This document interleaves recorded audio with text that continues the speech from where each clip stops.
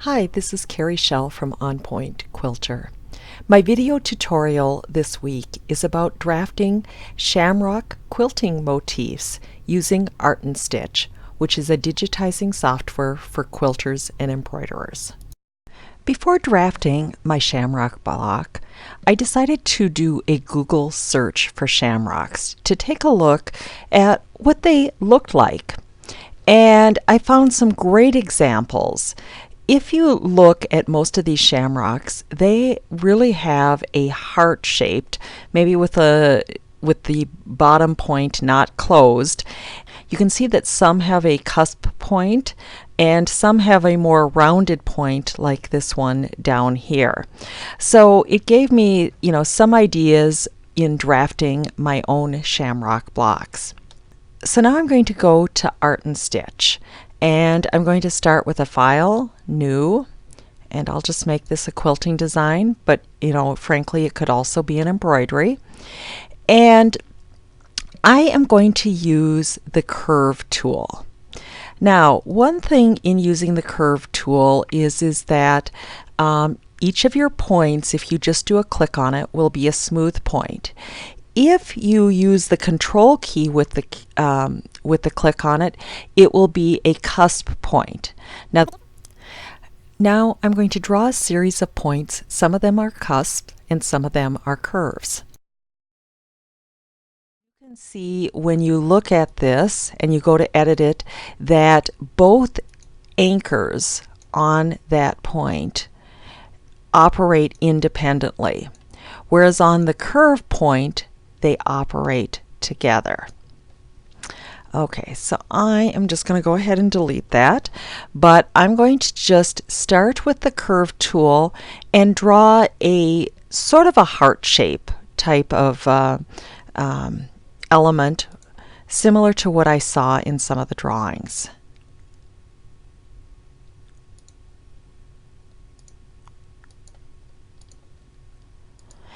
And for my last point, I am going to make it a cusp point, and which will help in some of the connect up later on. Okay, so now I've got my first one drawn, and now is the time to make any changes and to do any cleanup on it. And you know what, I don't even know if I need that point, so I'm going to go ahead and delete it. I'm somewhat a firm believer on having as few of points as you really need. So once I've got one I like, I can select this and I can duplicate it, which is the Control D key, and I can rotate it. And I'm going to rotate it so that the lines basically come together between the 2 points. And then I'm going to take this second one, do another Control D, rotate that again, and move that in place. And again, I'm just going to do some additional rotation so that it comes together nicely. And now I need to tie these together. My favorite method for tying is to take the reshape, take the first item, and then I depress the T key on my computer and connect to the next. And I do the same here. Now I'm going to turn on my navigator box by clicking on the N, and I'm going to zoom in and just make sure that those points are looking good. Here you can see there's a little bit of an overlap, so I'm going to go ahead and click on this and just move them so that there's no hole even at this really large magnification. Okay, so I can close my navigator box. I'm going to select the space key to see the whole shamrock, and I'm going to just move these a little bit closer together. Now, one of the things that is new with the latest release of Art and Stitch is there is a connect to path. So I'm going to right click on this top ruler, and I want to make sure Connect to Path is on. So it means when I start my next item, it will actually connect to the existing one. Now, if you recall, I told you to make that last point a cusp point. And the reason is that if I had made it a smooth point, it is going to turn this into a smooth point when I add the stem for the shamrock.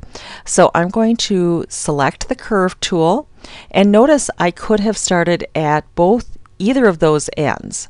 I'm going to go ahead and start here. And again, I want all of these next points to be cusp points, so I will select the Control key as I do that. And they're going to look like lines. However, when I do my Reshape tool and I click on that, notice that both points really do allow me to adjust the curve. So you didn't necessarily see that it was a curve, but it operates in that capacity in terms of changes. So once I've got something I like, the other thing I'm going to do is turn on Snap to Anchors, and I'm going to just make sure, see if you look at those together, they're not snapped together.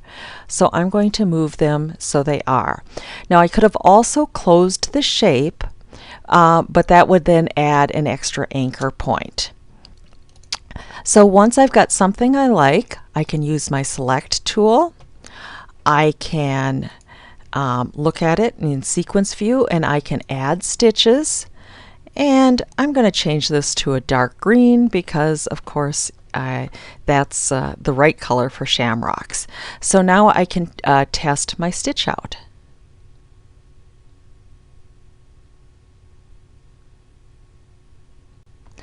And I can still make changes at this point, but I'm going to go ahead and do a File Save As. And I'm going to save this as with the name Shamrock. And I'll click on Save.